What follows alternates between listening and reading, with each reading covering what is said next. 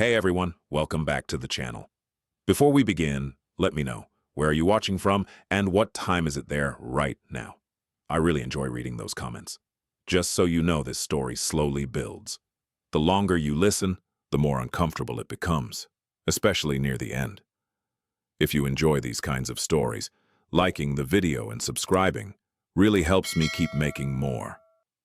All right, let's begin. I didn't grow up around the Appalachian Mountains. I moved closer to them later, for work, and at the time I thought of them the same way most people do: quiet, scenic, a little backwards maybe, but harmless. I'd driven through parts of West Virginia and eastern Kentucky before. Long roads, dense trees, bad cell service. That was about it. This happened in early October, a few weeks after the leaves started to turn. I was working as a field technician for a utility contractor, the kind of job where you're sent out alone to inspect equipment in rural areas. Most of the work was boring. Drive out, check a site, log some numbers, drive back. That week, I was assigned to inspect an old relay station tucked deep into the mountains near the border of Virginia and West Virginia. It was technically still active, but barely. The kind of place no one thought about until something failed. I left before sunrise. The GPS took me off the highway and onto a two-lane road that narrowed into something closer to a long driveway. Trees pressed in on both sides. Fog hung low, the kind that doesn't move when your headlights cut through it. I remember thinking it felt colder than it should have been, even for October. About an hour in, I passed the last gas station I'd see all day. It looked closed, but the lights were on. One truck sat at the pump with no one around it. I didn't stop. I told myself the owner was probably inside getting coffee. Still, the image stuck with me longer than it should have. The road climbed higher, switchbacks, steep drops without guardrails. My phone lost service completely, which wasn't unusual, but I checked it anyway. No bars, no GPS updates. Just the blue dot drifting forward like it was guessing. Eventually, I reached a gravel turnoff marked by a faded wooden sign. The lettering was mostly gone, but I could make out the site number. This was it.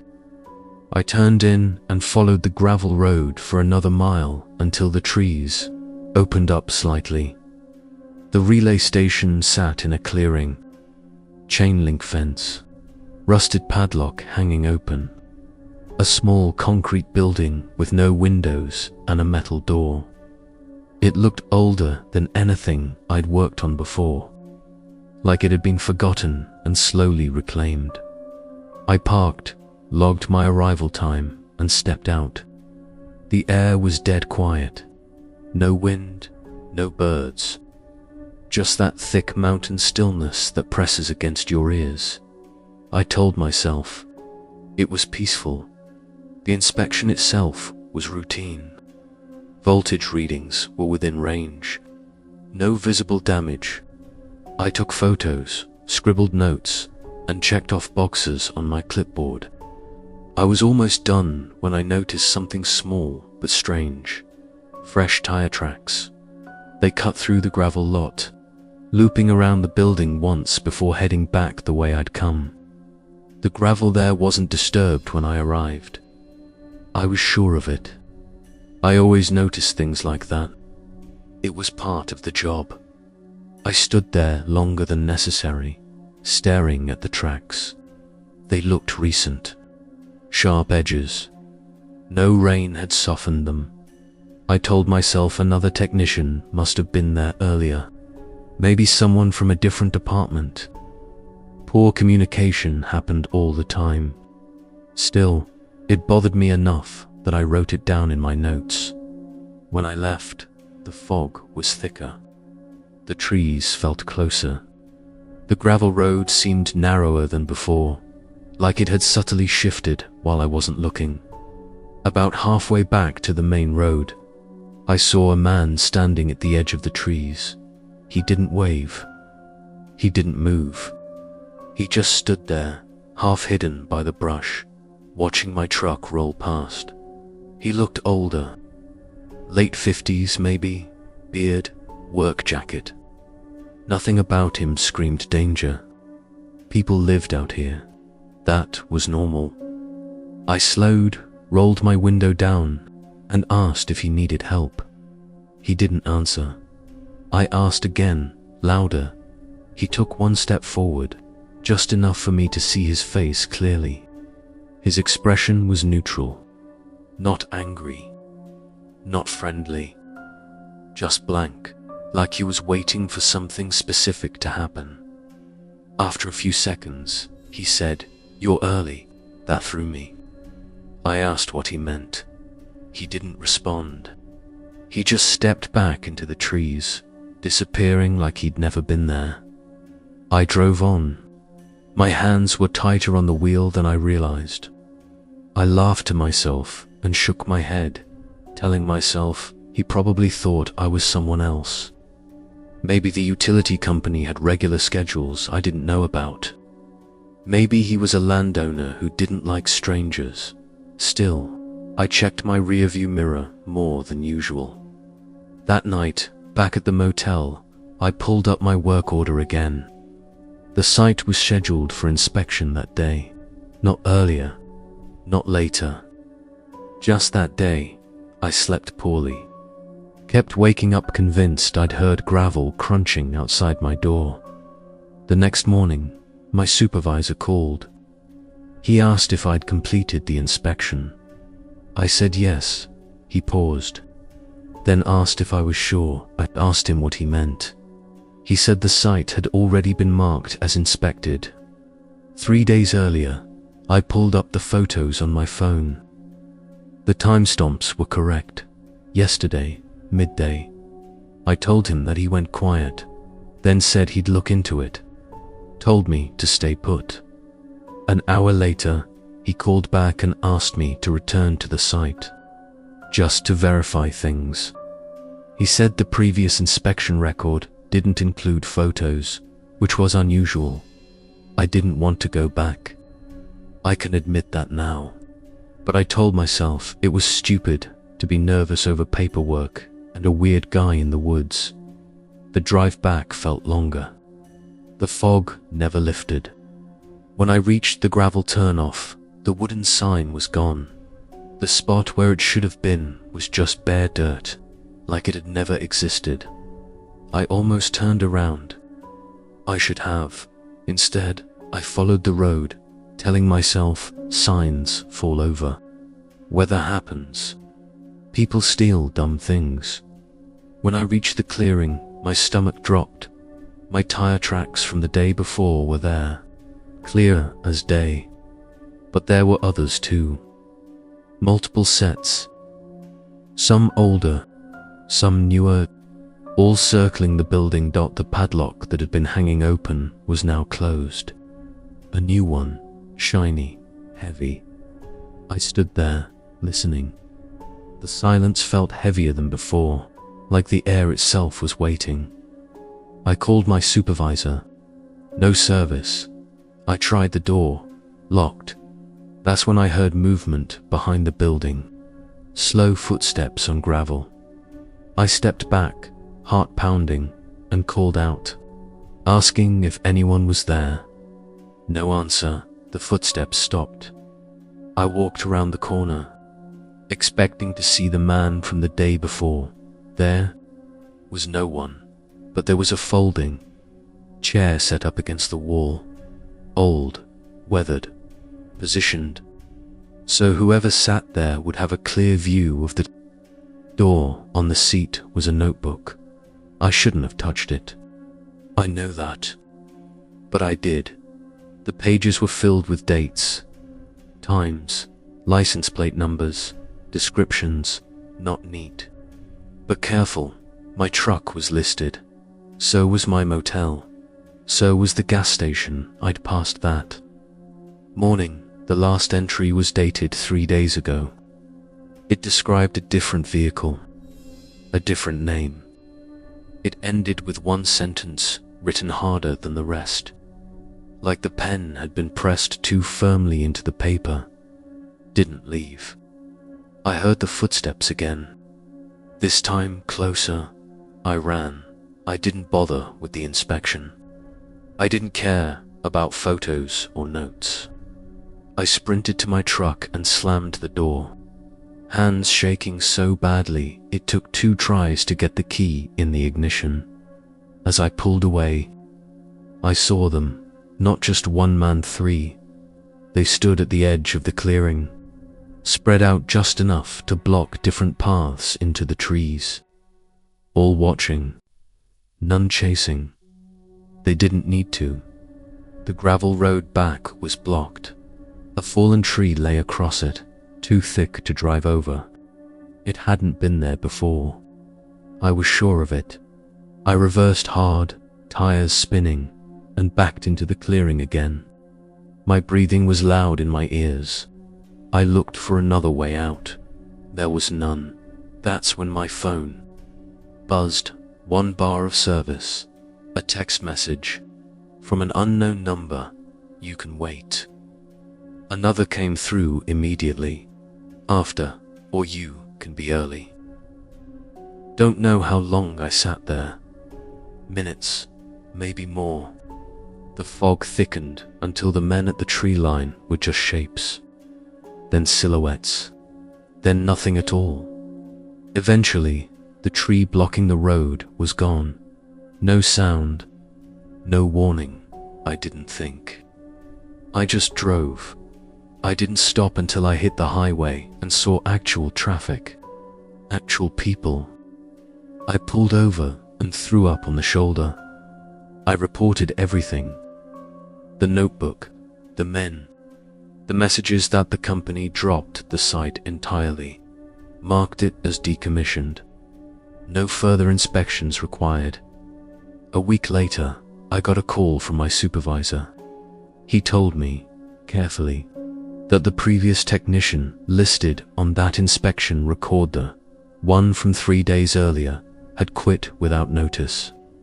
Left his truck at a rest stop. Never came back for it. They never found him.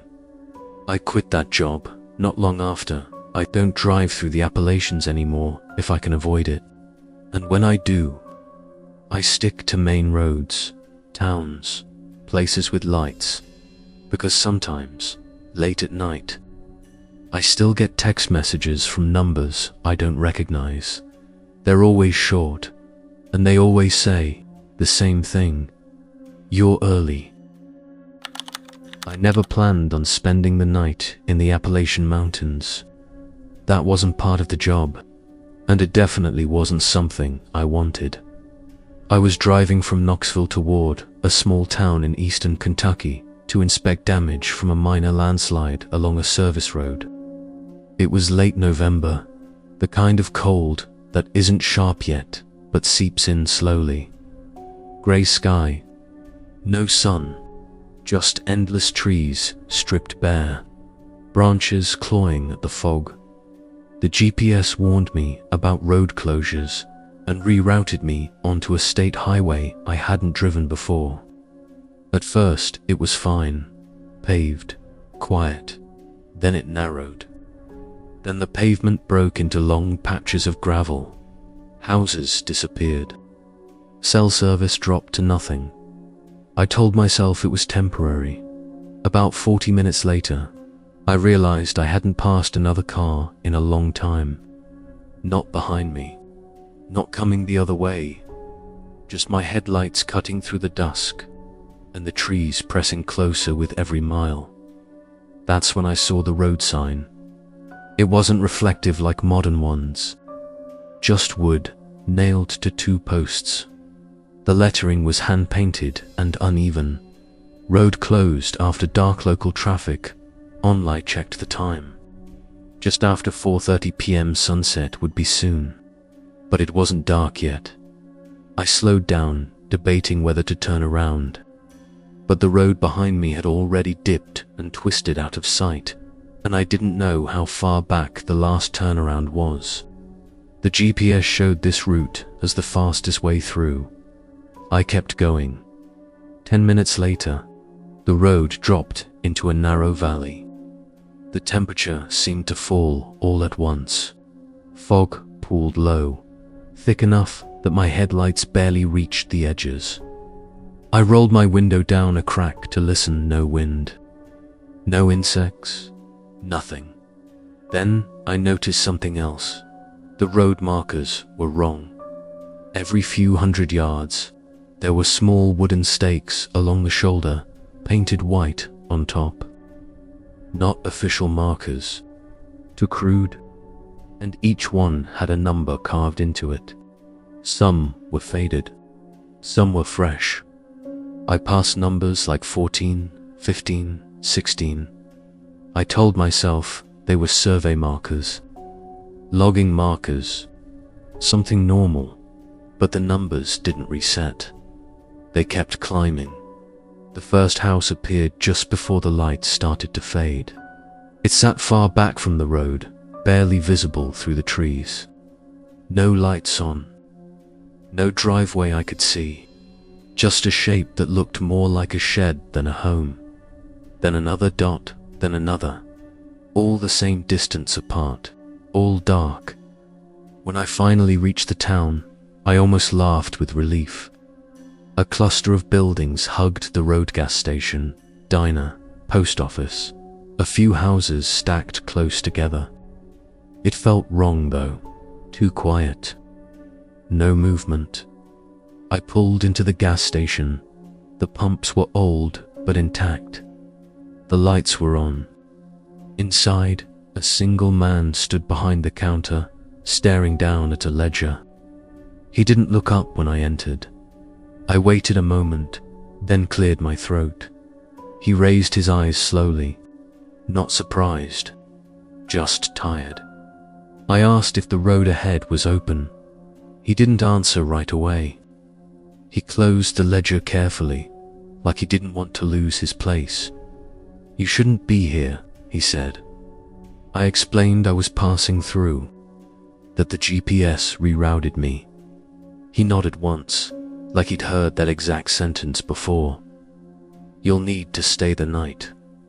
I laughed a little and said I didn't think so.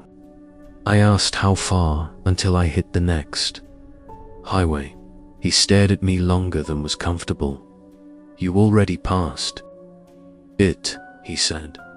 I told him that didn't make sense. He leaned forward slightly and lowered his voice. "People don't drive through here. They drive into it." I asked him what that meant. He straightened up and stepped back, like the conversation was over. "Diner closes at 6. If you're staying, eat now." I paid for gas even though my tank was still half full. When I stepped back outside, the sky was darker than it should have been. Like dusk had rushed ahead without me noticing. I considered leaving anyway. But when I pulled back onto the road on the other side of town, my headlights hit a metal barricade. Road closed. Beyond it, the road dipped sharply into darkness. I got out of the truck and walked up to the barricade. It wasn't new, rusted, bolted into the asphalt. No detour signs. No cones, just closed. I stood there longer than I meant to. Listening, something shifted in the woods to my right. Slow, heavy. I went back to my truck.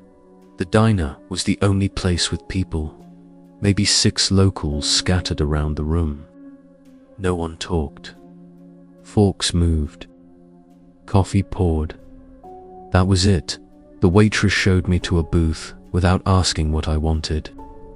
A plate of food appeared in front of me a few minutes later. Meatloaf, mashed potatoes, still warm. I ate because I didn't want to be rude.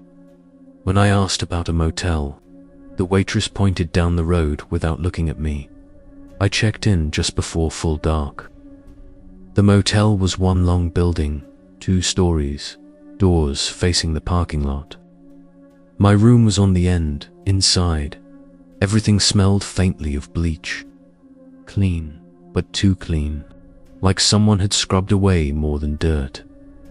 I locked the door and sat on the bed, finally letting myself feel uneasy around 7 p.m. There was a knock, 3 slow taps. I didn't answer. Another knock. Same rhythm. I cracked the door just enough to look out. An older woman stood there, wrapped in a heavy coat. She smiled without warmth. "You're in room 7, she said. Nodded. "You'll want to turn your lights off by 9. I asked why. "Because they don't like it when you stay awake." Before I could ask who they were, she turned and walked away at 8:30. I heard footsteps outside my door, not walking past, stopping, standing there. I held my breath. The steps moved on after a minute, slow and deliberate, like whoever it was wanted me to know they'd been there at 9. Every light in the parking lot went off at once. The darkness felt immediate and heavy. I didn't turn my lights off. That's when the knocking started again, not on my door, on the wall. 3 knocks, pause, 3 knocks, from the outside, then from farther down the building, then closer, like something was moving along the wall, testing each room.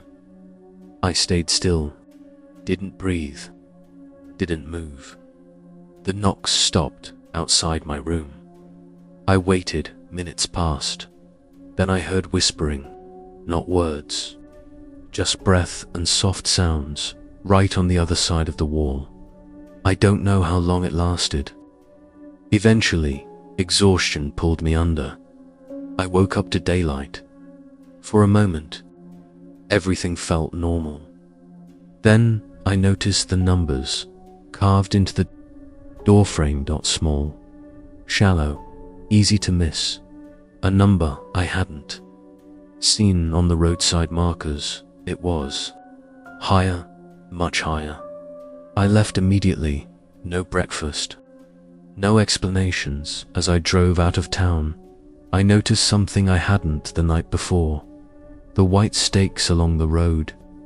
They weren't survey markers, they were dates, and next to each one, carved deeper than the rest, was a single word: stayed. When I reached the main highway, my phone regained service all at once. Missed calls, voicemails, timestamps that didn't make sense. According to my phone, I'd been gone for 3 days. I still don't know what that town was. It doesn't show up on any map I've checked. The road doesn't exist anymore, at least not officially, but sometimes, late at night, when I'm driving and the fog rolls in just right, my GPS will flicker, and for half a second, it'll try to reroute me back into the mountains. I took the job because it paid cash and didn't ask questions. That should have been my first warning. A friend of a friend told me about an elderly woman living alone deep in the Appalachian Mountains of western North Carolina. Her property line bordered national forest land, and she needed someone to help catalog old family belongings before the county finalized a land use review. Mostly paperwork, photographing items, labeling boxes. Easy money. She didn't have internet, barely had a phone. She wanted someone who could stay a few days. I was between contracts and tired of cities, so I said yes. The drive there was longer than it should have been. The GPS lost accuracy the higher I went, recalculating again and again like it couldn't agree with itself.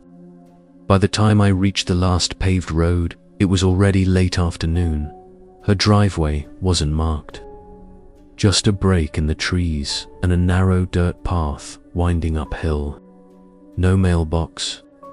No house number. I hesitated, then turned in. The forest closed around me almost immediately. Trees leaned in at odd angles, their branches crossing overhead. The light dimmed fast, like I'd driven into a tunnel made of wood. I expected to see a cabin after a few minutes. I drove for almost 20. I was about to turn around when the trees opened suddenly, revealing a clearing and a small, sagging farmhouse. 2 stories. Grey boards. Porch slanted just enough to make you feel it might give up one day. The woman was already outside, standing at the edge of the porch like she'd been waiting. She was thin, wrapped in layers, her grey hair pulled back tight. She smiled when I got out of the car. "You made good time," she said. IHADN, single quotes. Inside the house smelled like dust and old wood. No TV, no radio. Just ticking clocks. More than one. Different rooms. Slightly out of sync, she showed me to the spare bedroom and explained the work. Family items stored in the basement and attic. Journals, tools, old furniture. Nothing valuable, she said. Just history before she left me to settle in. She added something casually. "Don't go outside after dark." I asked if there were bears around. She smiled again, thin and brief. "Not bears." That night, after dinner, I heard the first noise. It came from the woods, not an animal sound. No rustling, no snapping branches, footsteps, slow, careful. Circling the clearing, I stood at the window, lights off, watching the tree line. I couldn't see anything moving, but I could hear it. The sound shifted position, like someone walking in a wide arc around the house.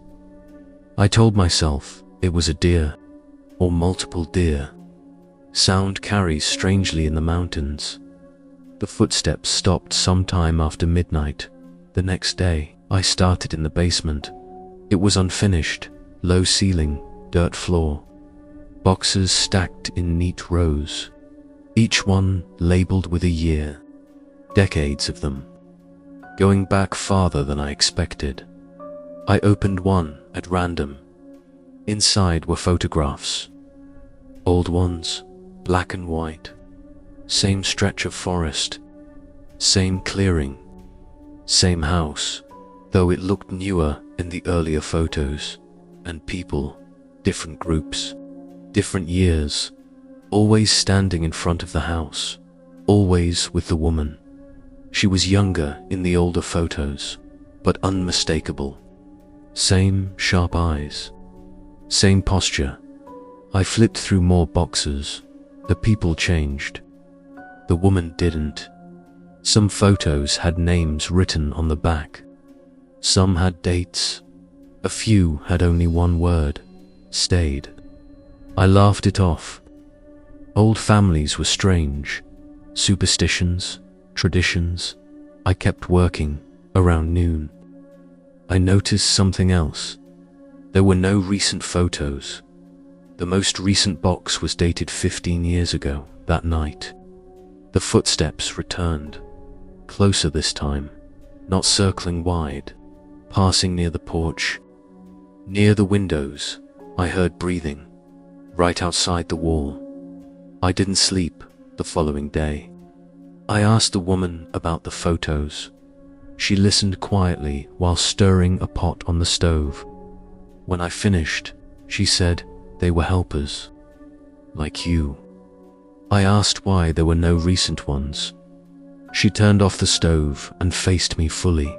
Because we don't keep pictures anymore, she said. It makes leaving harder. I asked her what she meant by stayed. She looked at me for a long time before answering. This mountain doesn't like being alone, she said. It remembers everyone who gives it time. I told her I planned to leave early the next morning. She nodded. Most say that night, the footsteps didn't stop. They multiplied. I heard more than one set now. Different weights, different rhythms, all slow, all patient. At one point, I heard a knock, not on the door. On my window, one soft tap.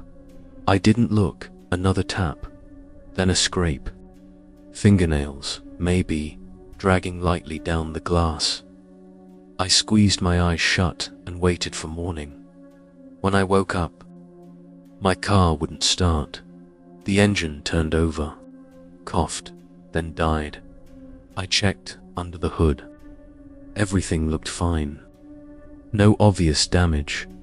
The woman watched from the porch. It does that sometimes, she said, especially when people are anxious. I asked if there was another way out, a trail, a back road. She shook her head. The road you came in on is the only one that lets people leave. I walked it, on foot. I followed it downhill for over an hour. It never reached pavement. It looped. I realized it slowly. The way you realize you've been walking in circles without meaning to. The same bent tree. The same rock split down the middle. The same broken fence post. When I turned around, the house was already visible again through the trees. That night, the woman invited me to sit with her on the porch.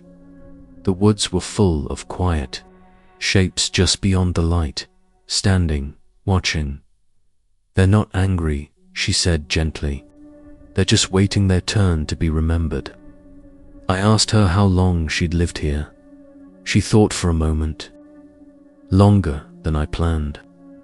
I asked what would happen if I stayed. She smiled. You'd stop worrying about time. I went back inside, packed my bag, and waited until she went to bed, just after midnight. I tried the car again. It started. I didn't think. I drove. The road fought me. Fog rolled in thick and fast. The trees seemed closer, their branches scraping the sides of the car. I swear I saw people standing just beyond the headlights, not chasing, just watching me pass when I hit pavement. I didn't slow down. I didn't stop until I reached a town with lights and people and noise. According to my phone, I'd been gone for nearly a week. I quit the job, blocked the number, never went back. But sometimes, when I'm hiking or driving through the Appalachians, I feel it again. That sense of being counted, like something is keeping track and waiting to see if I'll give it more time. I worked private security most of my adult life, not the malcop kind. Remote contracts, places where cameras fail, radios crackle, and no one wants to be alone, but someone has to be. That's how. I ended up guarding a restricted property deep in the Appalachian Mountains of southern West Virginia. The job listing was vague. Overnight security, seasonal contract, government adjacent, but not government.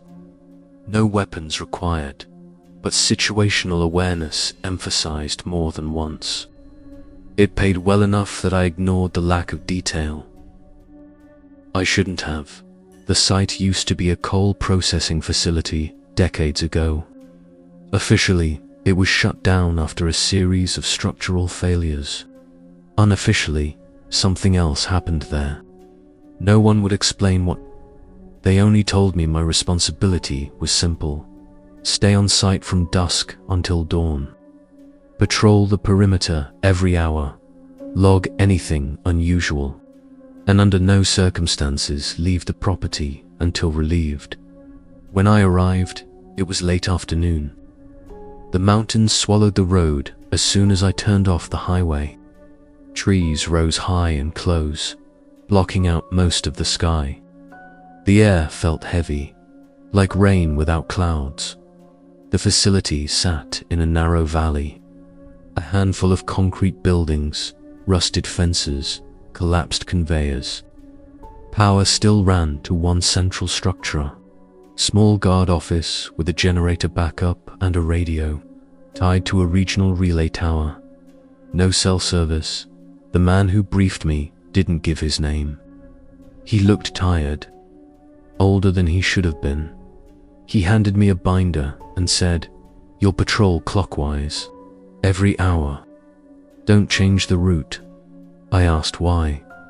He hesitated, then said, "Because the timing matters." That should have been enough to walk away. Instead, I nodded. Before he left, he added one more thing.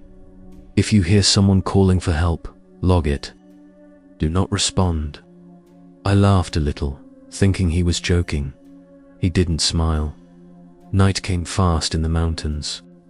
The sun dropped behind the ridges, and the valley filled with shadow. By the time I started my first patrol, the forest beyond the fence was completely black. The perimeter path was gravel and dirt, worn down by years of boots and tires. My flashlight cut a narrow tunnel ahead of me. The fence rattled occasionally in the breeze, but otherwise the world was quiet. Too quiet. No insects, no owls, no distant highway noise. Just my footsteps and my breathing. The first few patrols were uneventful. I logged fallen branches, loose fencing, animal tracks near the creek. Normal stuff. At 10:13 p.m., I heard my name, not shouted, not whispered, spoken clearly from somewhere in the trees. I froze. My name wasn't on my uniform. I hadn't introduced myself to anyone on site. I waited, listening. Nothing else followed. I told myself it was auditory pareidolia, the brain filling in patterns when you're tired and isolated. I wrote it down anyway, exactly as instructed around midnight. The radio crackled. I lifted it, expecting a check dash in. Instead, I heard breathing, slow, uneven. I said, "Control. Identify." The breathing stopped. A few seconds later, the radio clicked off. I checked the frequency. Still correct. No other channels active. I logged that too by the third patrol. The forest felt closer. My flashlight didn't seem to reach as far. Shadows pooled at the edge of the beam, thick and unmoving. That's when I noticed the footprints. They weren't animal, barefoot, human-sized. They ran parallel to the fence, just inside the tree line, always the same distance from the perimeter path, like whoever made them was walking alongside me, just out of sight.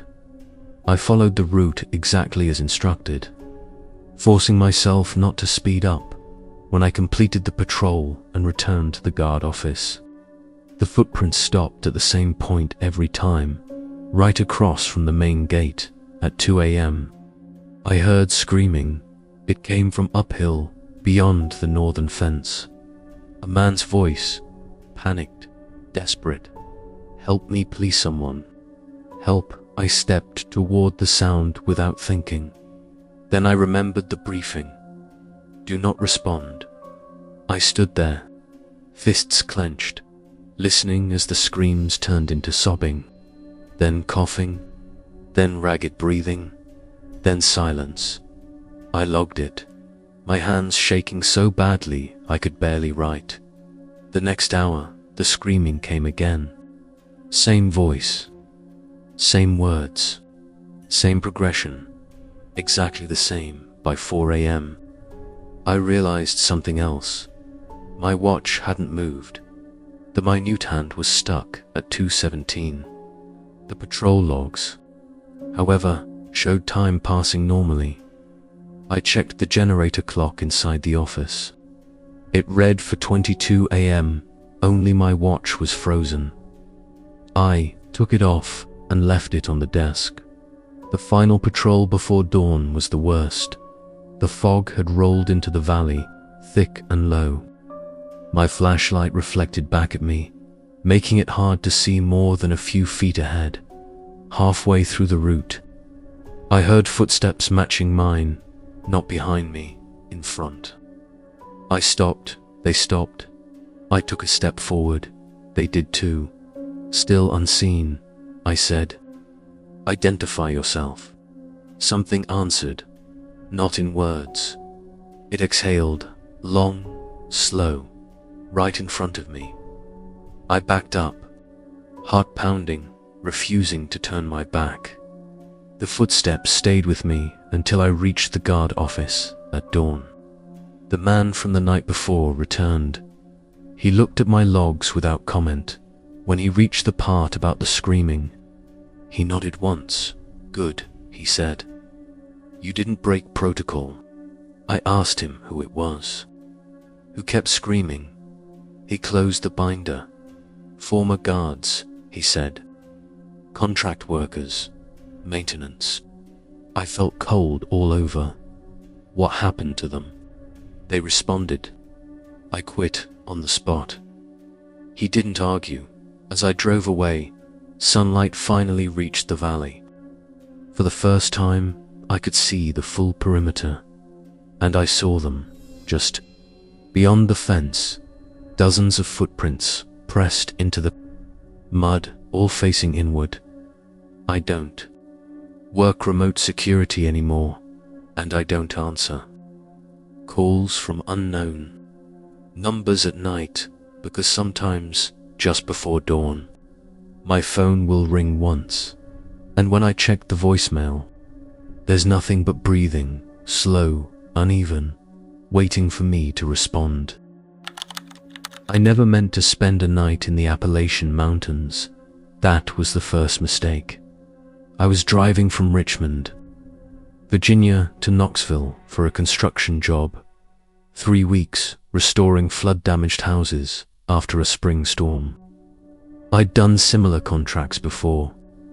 Rural areas, long drives, nothing dramatic. I left late in the afternoon, figuring I'd push through the mountains and make it by midnight. The weather turned ugly sooner than expected. Rain came down in thin sheets that smeared the windshield and turned the hills into dark silhouettes. Fog started clinging to the low spots, drifting across the road in pale bands. By the time the sun disappeared behind the ridgeline, I was already deep into winding 2-lane highways. The GPS rerouted me. Traffic accident ahead. 38-minute delay. Alternate route available. I sighed and tapped accept.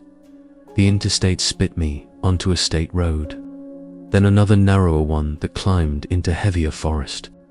I didn't think much of it at first.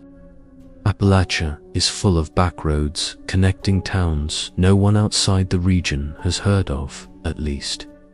That's what I told myself. 15 minutes passed without seeing another car. Then 20. The road kept twisting uphill, hugging ridges and dropping suddenly into hollows where fog pooled so thick my headlights barely cut through it. Trees leaned close to the shoulder, branches dripping water onto the pavement. I checked the fuel gauge. Half a tank, plenty. The radio crackled, lost its station, and dissolved into static. Shut it off. That was when I realized how quiet everything was. No distant engines, no wind, just tires humming on wet asphalt and the faint hiss of rain in leaves. The GPS chimed again. Turn right onto Old Quarry Road. I slowed. The turn was barely visible, no street light, no reflective sign, just a narrow lane dropping steeply downhill, between walls of black forest. The main road continued forward. For a few seconds, I hovered over the steering wheel. Then I reminded myself that the app had gotten me out of traffic jams plenty of times before. I turned Old Quarry. Road felt wrong immediately. The pavement was cracked and uneven, patched in places with darker asphalt that glistened under my headlights. Leaves lay thick along the edges. The trees crowded overhead, branches knitting together in a way that blocked out whatever moonlight might have existed. The fog followed me down the hill. I cracked my window for fresh air. Cold rushed in, sharp and damp. It smelled like wet earth and rust after a mile. My phone dropped to 1 bar. The GPS map froze, then kept moving. Slowly, as if it was struggling to catch up. That made me uneasy in a way I couldn't quite explain. Then, I saw something on the shoulder. Reflector post, bent sideways, another a few yards later, and another farther up. Snapped clean off at the base, like someone had knocked them down on purpose. I slowed. The woods felt thicker here. No houses, no mailboxes, no driveways, just trees and black space between them. My headlights caught something pale near the ditch. I thought it was trash at first. Then I realized it was fabric, a shirt, white, soaked and muddy, tangled in briars just off the road. I stared at it as I passed, neck stiff. People lose clothes all the time, I told myself. Tossed from a truck. Drunk kids. Who knows? But I didn't like how close it was to the pavement. The road dipped again, and at the bottom of the hill, something stood in the middle of the lane. I braked a deer. It didn't bolt. It just stood there, sideways, staring into the trees, head low, completely still. I tapped the horn. Nothing, another tap. The deer flinched but didn't move. My headlights swept over its body and I saw its flank twitching, muscles jumping under the skin like it was reacting to something I couldn't see. I eased forward. Only when I was a few feet away did it suddenly bound off the road and vanish into the woods. I exhaled slowly and kept driving. A few minutes later, I passed a rusted-out sedan sitting in a pull-off. All 4 tires were flat. Moss crept up the doors. No plates. It didn't look like it had moved in years. That struck me as odd, but I couldn't have said why at the time. Then the GPS recalculated again. Make a U-turn when possible. I frowned. I hadn't passed any intersections. The map zoomed in, then spun, recalculating. The blue route line disappeared. I muttered under my breath and drove on, hoping to hit a town or at least a bigger road. Instead, the pavement narrowed. The yellow center line faded into nothing. A wooden sign appeared on the right, half collapsed and covered in vines. No trespassing, private land beyond. It was nothing but forest. The road curved sharply, and that's when I saw the first house. If you could call it that, a single-story structure set far back from the road, almost swallowed by trees. No lights, porch sagging, windows black. A pickup sat in the yard, newer than the house. Its headlights were off, but the hood was warm. I noticed that because steam drifted faintly into the rain, I sped up. My phone lost signal completely. 10 minutes later, I realized something worse. I was going downhill again. The same steep grade, same crooked tree leaning over the road, same snapped reflector post. I slowed. Heart thudding. There was no turnoff, no place. I could have looped around, but it was the same stretch of road. I passed the muddy white shirt again, still tangled in thorns. I whispered, "No," without meaning to. The GPS stayed blank. I drove faster. Fog thickened, then headlights appeared behind me. I didn't remember passing anyone. They were far back at first. Two dull points wobbling slightly with the curves. I felt relief before. Suspicion, good. Another driver.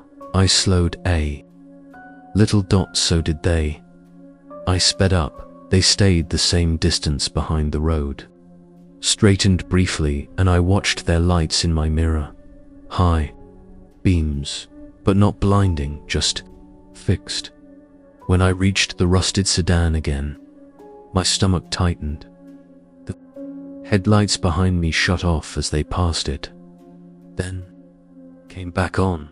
I didn't slow anymore. I drove until the road dipped once more and something lay across the lane. Not debris, a pile of rocks, carefully stacked, big, enough that I couldn't just straddle them. Slammed the brakes. Rain drummed on the roof. I reversed headlights. Behind me surged closer. Too close. I turned the wheel hard and gunned it, swinging the car around on wet pavement. Tires screamed. I went back the way I'd come. The following vehicle did too. The fog made it hard to judge distance, but I could feel them staying right. Behind the curve of my taillights, shapes moved in the woods. Not animals. Tall, keeping pace between trees.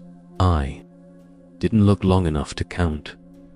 The road narrowed into gravel without warning. My car fishtailed branches, scraped the sides.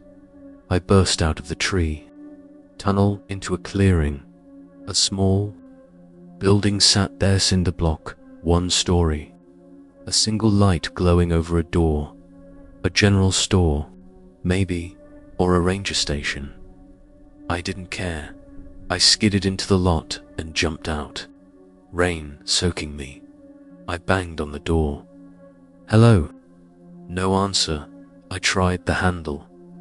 Locked. Windows were dark. Behind me, headlights rolled into the clearing and stopped. The engine idled. Eyes stood frozen. The driver didn't get out. Neither did I. After a few seconds, the engine shut off. The lights stayed on. I backed toward my car, got inside, and locked the doors, even though they already were. I threw it into reverse and sped past the building, back into the trees. The headlights behind me came back on. I don't know how long I drove after that time got slippery. The fog and rain blurred everything into the same stretch of road, downhill, curve, trees, over and over. Then, suddenly, I hit pavement again. Real pavement. Fresh lines. A highway sign. I almost cried. I floored it until I reached the first open place with lights, a diner and gas station combo glowing like something out of another world. I pulled in shaking. No one followed. Inside, I told the cashier, a woman in her 50s, with tired eyes, where I'd come from, Old Quarry Road. She stared at me, don't slowly shook her head. There ain't an Old Quarry Road anywhere near here. I showed her my phone. No route history, no detour, just the interstate. Frowned harder. You must have turned off way earlier. Where did I come out? I asked. She pointed toward the dark highway. County 12. That wasn't on my map at all. I slept in my car that night. Windows up. Engine off. I didn't dream. I just lay there, listening for engines. I still work rural jobs. I still drive long distances, but I don't trust anymore, and I never take mountain roads at night because something out there doesn't chase you fast. Just make sure you can't leave, and that's worse. I've been a hiking guide in the Appalachian Mountains for almost 8 years, long enough to know which trails flood after rain, which ridgelines catch the worst wind, and which hollows stay cold even in July. Long enough to recognize when fog is normal and when it settles in ways that don't feel right. Long enough to understand that most accidents in the mountains don't come from bears or cliffs or weather. They come from people. I ran a small outfit in western North Carolina, guiding weekend hikers, college kids, couples, retirees checking off bucket lists along lesser-known backcountry loops. Nothing extreme. 2 or 3 nights out, established campsites, Forest Service roads, never too far away. The group that still keeps me awake at night booked in early October, 6 clients. 3 men, 3 women, all in their late 20s or early 30s. Corporate types from Raleigh, judging by their gear brand new packs. Expensive boots with no scuffs, jackets still crisp from the store. Friendly, loud in that excited, city energy way. They wanted something remote. That should have been my first red flag. Remote means slow rescues, spotty radio coverage, trails maintained by volunteers, if anyone at all. I suggested a popular loop closer to town. They pushed back. One of them, Evan, tall, beard, always smiling, had found a trail online called Ridge Spur Hollow. Old mining area, abandoned service roads, waterfall at the end. Hardly any reviews. Sounds perfect, he said. I checked my maps that night. The trail existed, barely Forest Service, designation from decades ago, partially decommissioned. No recent maintenance reports. No ranger station nearby. Normally, I wouldn't have taken clients there, but it had been dry for weeks. Weather forecast was clear, and I'd guided tougher groups into worse terrain. Told myself it'd be fine. We met at a gravel pull-off just after sunrise 2 days later. Cold morning. Leaves already turning yellow and red along the slopes. Mist hanging low between the ridges. I did my usual briefing bear protocol. Water purification, pacing, what to do if we got separated. Everyone nodded. Took photos of the mountains. The trailhead sign was old, paint peeling. Someone had carved initials into it years ago. Ridge Spur Hollow, 11 miles. No map board. That bothered me more than I let on. The first few miles were easy. Gentle grade through hardwood forest. Creek crossings over slick stones. Sun filtering through branches, they joked.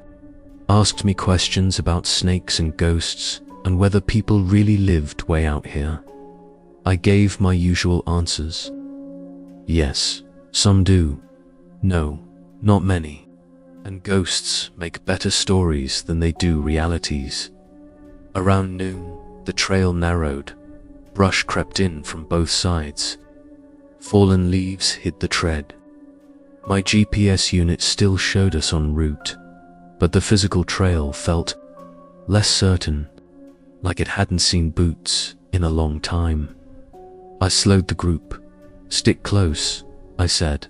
Trail's faint. That was when we saw the boot prints, dot fresh, deep in damp soil near a creek bank.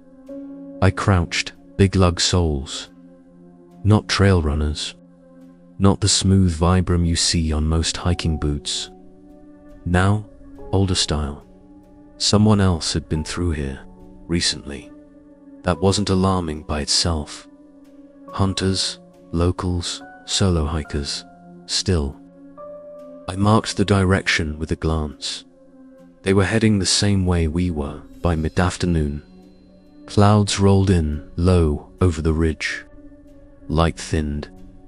The woods took on that dim, greenish tone that makes distances hard to judge. When we reached the first campsite, I stopped. It was supposed to be a flat clearing with a fire ring instead. We found trampled grass, ash, scattered in black smears, and no fire ring. Someone had burned directly on the ground. That's a big no-no in national forest land. Ranger's ticket for that.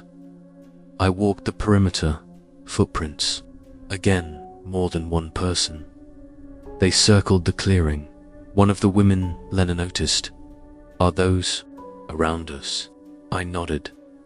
Looks like another group camped here recently. Evan asked. I knelt near the ash dot, still dry. No rain had fallen since yesterday morning. Yeah, I said. Probably last night. They exchanged looks. Should we worry? Another guy marked. No, I said, too quickly. Plenty of people pass through. I picked a different site farther uphill and had us set camp before dark. That night was quiet in the way that makes guides uneasy. No insects, no owls, no wind. Just trees standing still under a clouded sky. Took first watch around midnight. I heard footsteps, slow, careful, not the stumble of deer, not the heavy crash of a bear. Measured. I unzipped my tent quietly and stepped out with my headlamp off, letting moonlight do the work. The sound stopped. Stood there for a full minute. Nothing moved. I chalked it up to nerves and went back inside. The second day started. Colder. Fog pooled in the hollow so thick it soaked our clothes within minutes. The trail climbed steeply along an old mining road to faint ruts through moss and leaf litter. Then it split. My map showed a single track. In front of me were two. One curving uphill, one dropping into a darker stand of pines. The downhill one looked more used. The uphill matched the map. I hesitated. That shouldn't have taken me more than a second. But something about the downhill route bothered me. The trees were closer together. The ground darker, wetter. Like water didn't leave once it settled there. We went uphill after half an hour. The road just ended. Trees closed in. No continuation. I frowned and checked my GPS. We were right on top of the route line, which now kept going straight into forest with no trail. I backtracked. We returned to the forked. The downhill path looked even more obvious. Now, pressed leaves, fresh mud, boot prints, same tread pattern as yesterday. Someone had gone that way recently. We took it. The temperature dropped almost immediately. Not in a dramatic way. Just enough that I zipped my jacket. The pines muffled sound. The forest floor went soft and dark with needles. We passed old rusted mining equipment, half buried in earth. A cable spool, bent rails. Then we found another campsite. This one still had smoke drifting from the ashes. I froze. That was impossible. No wind, no heat source. Ash doesn't smoke that long. Did someone just leave? Lena whispered. I crouched. The ground was warm. I didn't tell them that. We moved on, faster now. I kept looking behind us. Nothing around We hit a stream that wasn't on my map. Wide, slow, moving, murky. No bridge, no stepping. Stones. That alone told me something was wrong. I knew these maps. I'd studied them for days. Streams big enough to block a trail get marked. We followed it downstream, hoping to reconnect with the route an hour passed. Then too, the terrain got rougher, steeper, rhododendron choking the understory, and then we found the tape. Orange. Surveyor's tape tied to branches, fresh, marking a path through brush. That's not normal in forest land unless a crew is working, but there were no maintenance notices, no vehicles we followed. I wish we hadn't. The tape led to a clearing dot, and in the middle was a structure, not a cabin, not a tent. Something between. Plywood walls nailed together unevenly. Plastic sheeting stretched over the roof. Rocks stacked around the base. No door, just a hanging tarp. No smoke, no sound. Everyone stopped. This wasn't here before, was it? Evan asked. No, I said. I was certain. I'd pored over satellite images of this area. There had been nothing like that. We backed away slowly. Branches cracked behind us. I spun. Nothing. Just trees. But I could feel eyes. That sounds dramatic. It didn't feel dramatic. It felt practical. Like when you know someone is standing too close behind you in line. We turned back the way we came. The tape was gone. Not faded. Gone. No scraps, no fluttering ends. Just bare branches. My radio crackled, static. Then a voice. Low, not words, just breathing. I shut it off. Didn't tell anyone. We pushed on until dusk, trying to climb toward higher ground for cell signal.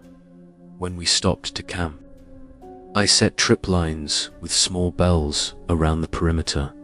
Didn't announce it, just did it. Around midnight, the bells chimed. Soft, one dot, then another. I unzipped my tent slowly. The forest was silver with moonlight. Fog sliding low between trunks. No one at the edge of camp. The bells were still. Then one rang. Again, closer from the wrong direction. Inside the circle, I stepped out, shined my light. The bell was swinging, no branch touching it, no wind in the morning. Evan was gone. His tent was open, sleeping. Bags still inside, boots missing. We searched for hours, found tracks. Same lug, soles leading downhill into the pines. I called it trip over, emergency exit. I fired my flare.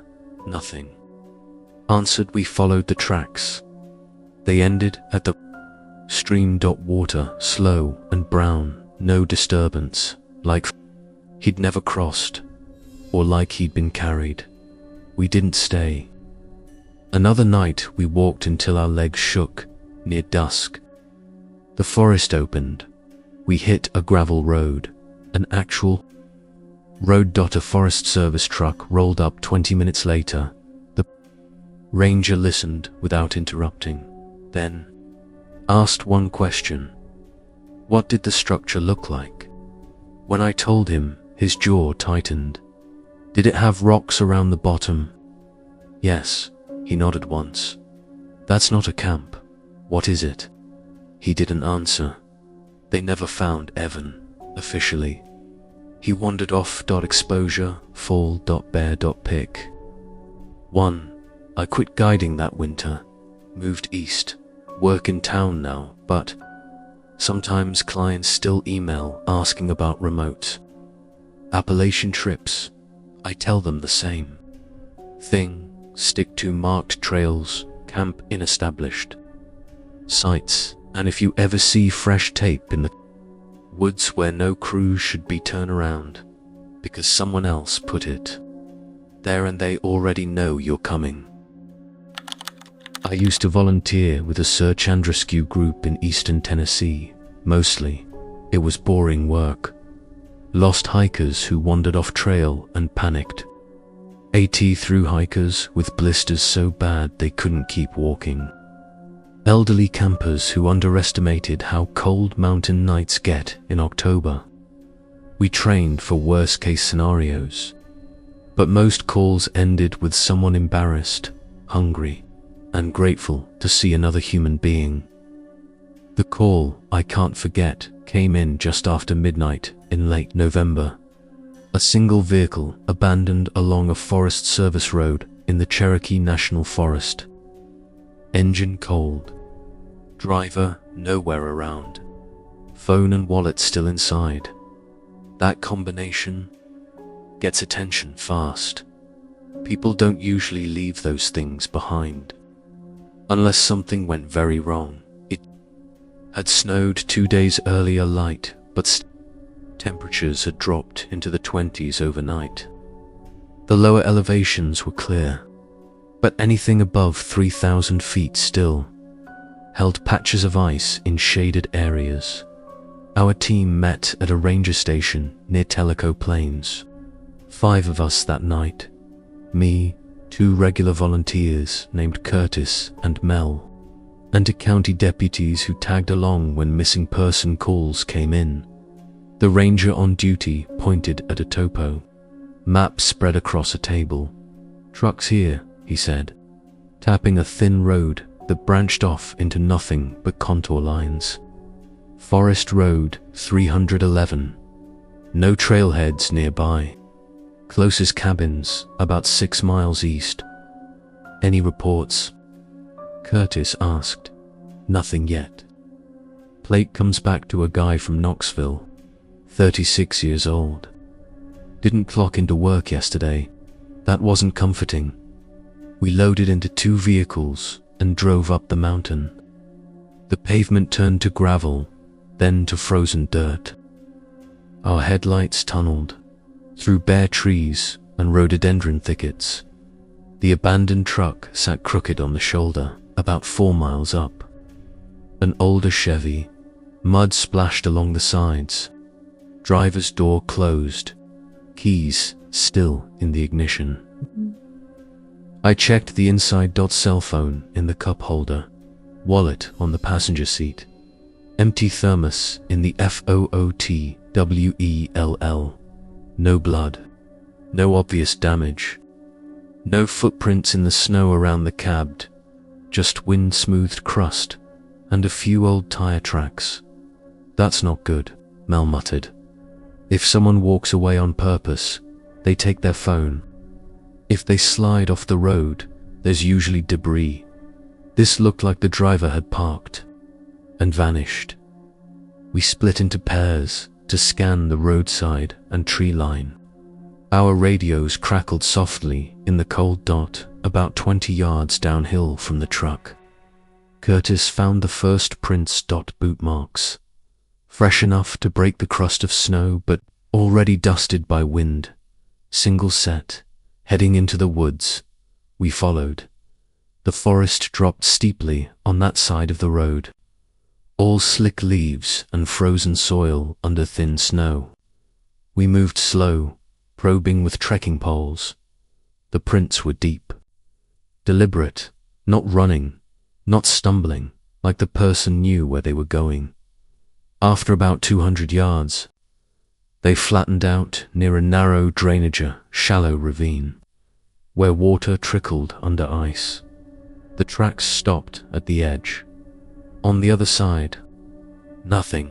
We searched in widening circles. No continuation, no slide marks. No scuffed snow where someone jumped. Deputy Harris crouched and ran a gloved hand along the bank. "Could have gone downstream," he said. "Then we'd see it," Curtis replied. He was right. Snow held prints well in sheltered spots. These just ended. We pushed farther into the trees anyway. spreading out and calling the man's name. No answer. The woods swallowed sound in that dead winter way. Every shout coming back, thin and flat. After an hour, we regrouped near the road. Maybe he doubled back, Mel said. I didn't think so. The prints had only gone one direction. We marked the spot and planned to expand the grid search at first light. Then my radio, CHIRPED, not static, not someone talking, a single, clean click, like someone keying a mic. I frowned and lifted it closer to my mouth. Unit 3. Say again. Nothing. Curtis looked at me. You hear that? Yeah. We waited. 10 seconds passed. Then another click. Deputy Harris checked his own radio. Mine didn't do that. Neither did Mel's. Just mine. We chalked it up to interference and headed back to the vehicles by morning. A dusting of new snow had fallen. We came back with a bigger crew and a canine unit. The dog picked up the scent near the truck immediately and pulled downhill toward the same ravine. Then it froze, sat down, wouldn't go any farther. The handler coaxed, tugged, even tried restarting from different angles. Same result every time, right at the creek. I felt cold in a way that had nothing to do with the weather. Dogs don't usually just quit. They lose trails. Sure, but they don't refuse. By noon, we'd covered a square mile around the truck with no results. No clothing, no blood, no gear, no continuation of tracks, just forest. That's when another call came in. Different ranger district, hiker, missing along a spur trail about 8 miles south. I didn't connect them at first. Different locations, different circumstances, but when the description came over the radio, mid-30s male, day pack, last seen near a parking pool of fire, felt my stomach tightened. Same age range, same kind of area. 2 vanishings in 48 hours. We finished for the day at dusk. I went home exhausted, boots still muddy, clothes smelling like pine and cold air. Sometime after midnight, my phone buzzed. Unknown number. I almost ignored it. Then it rang again. I answered. Hello. Breathing slow, close to the microphone. I sat up. Who is this? The breathing stopped. Then a faint crunching sound, like boots in snow. Curtis. I said nothing. The line went dead. I stared at my screen for a long time before trying to call back. It didn't go through. The number didn't exist. I didn't sleep after that. The next morning, SAR was redirected to the second missing person. Trailhead lot still had his car, same story. Phone inside, wallet inside, keys in, ignition. Tracks led off trail into the woods, ended near a creek. When I heard that, my hands went cold. We didn't talk about it openly, but everyone felt it. Patterns are bad in the wilderness. Random accidents you can accept. Patterns mean something else. That afternoon, while sweeping a slope above the creek, I found something. Not the man. Something tied to a branch, about 7 feet off the ground. Orange, PARACORD. Fresh, no weathering. At the end hung a scrap of flannel fabric. Torn, not cut. I radioed it in. Deputy Harris climbed up beside me. Trail marker, he asked. No one from forestry uses paracord like that. We followed the direction it pointed. Downhill, into thicker brush. Rhododendron closed around us so tight we had to shove through. Branches clawing at packs. and then it opened into a hollow. Cold pooled there. Snow untouched, except for a mess of overlapping boot prints. Too many for one person, all roughly the same size. They went in circles, crossed each other. Dot led to the center. Nothing was there.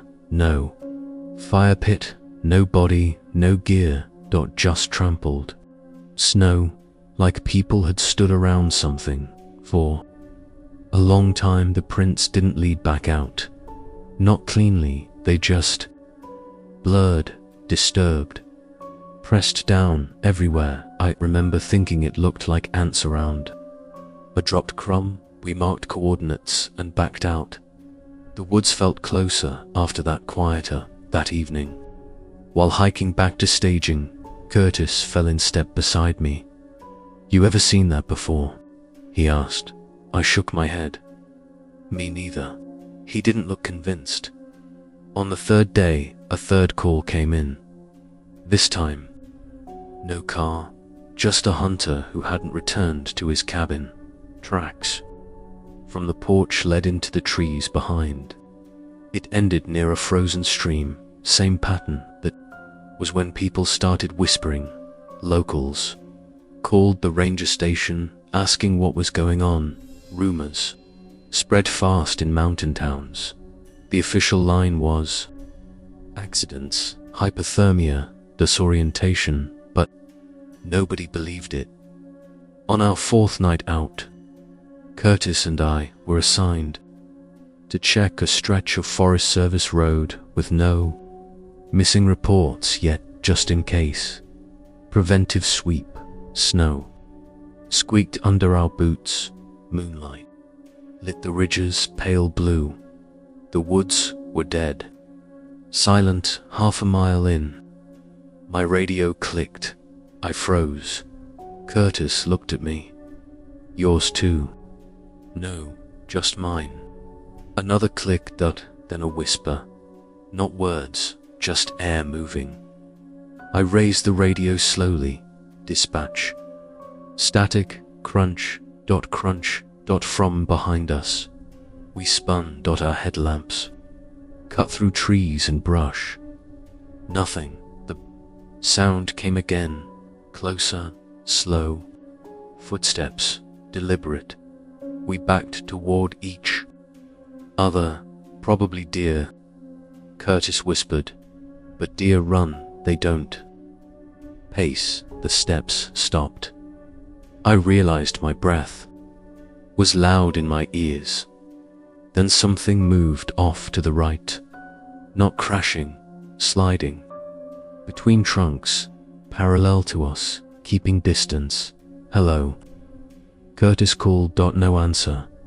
My radio clicked. Twice. Curtis grabbed my sleeve. "Let's go." We didn't run. We walked fast. Didn't turn our backs. The footsteps followed for maybe 30 seconds, then stopped. When we reached the truck, Curtis slammed the door harder than he meant to. Neither of us spoke on the drive back. Search operations were suspended. A week later, weather moved in heavy real snowstorms. High winds, too dangerous to keep crews out. Officially, the cases are still open. 3 men missing. No evidence, no remains, no gear. I quit. Volunteering that spring, couldn't shake the feeling that we weren't finding them because we were being allowed to. Look, like whatever had taken them was done. Satisfied, sometimes. When I drive mountain roads at night, my phone will buzz with an incoming call from an unknown number. I don't answer anymore, because once, months after the searches stopped, I listened to the voicemail instead. It was 30 seconds long, just wind and footsteps in snow. I never believed in ghosts. Not in the dramatic, chain-rattling, translucent figure sense people talk about online. I grew up in Western Virginia, not far from the Blue Ridge. And you can't live around the Appalachians without hearing stories about lights in the woods. Voices calling hunters off trail, shapes standing in fog. I always figured those came from isolation, exhaustion, and the way sound carries through valleys. I worked for the Forest Service for 6 years. Trail maintenance, storm damage cleanup, backcountry inspections. The job teaches you to be practical. Trees fall, creeks flood, people panic in the dark. Most hauntings turn out to be old, structures settling or wind funneling through rock. That's what I kept telling myself the week I was assigned to survey a closed section of trail near the Tennessee-Carolina line. The route used to be part of an old scenic spur off the Appalachian Trail, nothing extreme, but remote enough that the Forest Service shut it down after repeated washouts and a couple of unexplained accidents decades ago. My task was simple: hike in, check erosion around a series of switchbacks, photograph any dangerous spots, and flag areas for potential rerouting. 3 days. Solo. I liked solo work. No chatter. No slow hikers. Just me, my pack, and the woods. The access road ended at a rusted gate 5 miles from the nearest paved highway. Someone had spray-painted closed in faded red letters across a warning sign. But the chain was unlocked for service vehicles. I parked, hoisted my pack, and stepped onto the trail just after noon. Early November had stripped most of the leaves from the trees. The forest was all grey trunks and brown ground, with the occasional burst of evergreen in shaded hollows. Cold, but not freezing. The kind of chill that keeps you moving. The first few miles were ordinary. Overgrown, but visible. Fallen limbs from last spring's storms. Mud where water had eaten away the edge of the path. I made notes. Took photos. It was quiet in that normal mountain, way distant wind on ridges. The crack of a branch somewhere far off. The soft rasp of my boots in leaf litter around 3 in the afternoon. I passed the first structure. It wasn't on my map. Just a stone chimney standing alone. About 20 yards downhill from the trail. Half collapsed, blackened inside from old fires. Moss grew thick along the edges. No walls left. Just the skeleton of something that had been a cabin once. That wasn't unusual. Appalachia is full of remnants, like that homesteads abandoned when families moved out or land was absorbed into public forest. I took a photo and moved on. Another mile in. The trail narrowed and started to drop into a hollow where the air felt colder, heavier. Shade clung to the ground even, though the sun was still high. I heard water somewhere. Ahead, then something else. A sound like wood tapping against wood. Slow. Hollow. I stopped walking. The noise stopped too. I waited. 10 seconds passed. Then it came. Again. Tap, tap, tap, tap, tap. Not rhythmic like construction. More like someone gently knocking on a door. I scanned downhill through the trees. Nothing moved. Probably a loose branch hitting a trunk in the breeze. I told myself. I kept going.